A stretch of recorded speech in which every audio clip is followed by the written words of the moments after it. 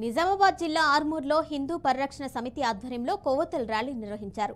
బంగ్లాదేశ్ మతోన్మాదుల చేతిలో అత్యాచారాలకు గురైన హిందువులకు సంఘీభావం తెలిపారు. ఈ కార్యక్రమంలో ముఖ్య అతిథిగా ఎమ్మెల్యే పైడి రాకేష్ రెడ్డి పాల్గొన్నారు. బంగ్లాదేశ్లో జరిగిన దాడిని భారతదేశంలోని 125 కోట్ల మంది హిందువులు ముక్తకంఠంతో ఖండిస్తున్నామని ఎమ్మెల్యే అన్నారు.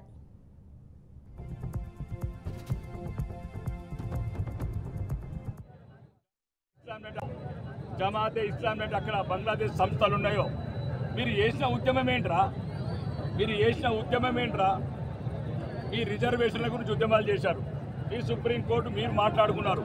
మీరు ఎన్నుకున్న హసీనా గారు మేమేసిన ఆర్మూర్ వాళ్ళమే తోటేయలే కదా. మీరు 3 సార్లు ఎన్నుకున్నారు షేక్ హసీనాని, ఒక స్వతంత్ర సమయ రోజు కూతురు.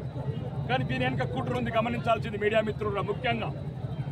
అంటే ఏ సందర్భం దొరికినా మైనారిటీ అయితే హిందువులంతా వాడికి అవకాశం దొరకాలి. అక్కడ బంగ్లాదేశ్లో జరిగింది అది హిందువుల మీద కూడా ఒక రిజర్వేషన్ల ముసుగుల హిందువులను చంపడం. ఇక్కడున్న హిందువులకు ఒకటే చెప్పదలుచుకున్నాం. దయచేసి నేను మొన్న కూడా చెప్పిన మీడియా ద్వారా ఆ దేశాన్ని వెంటనే సైనిక చర్య తీసుకొని మన భారతదేశంలో కలపాలి. అది ఎవడబ్బ సొమ్ము కాదు, మనమిచ్చిన సొమ్ము. జమాతే ఇస్లాం అంటే అక్కడ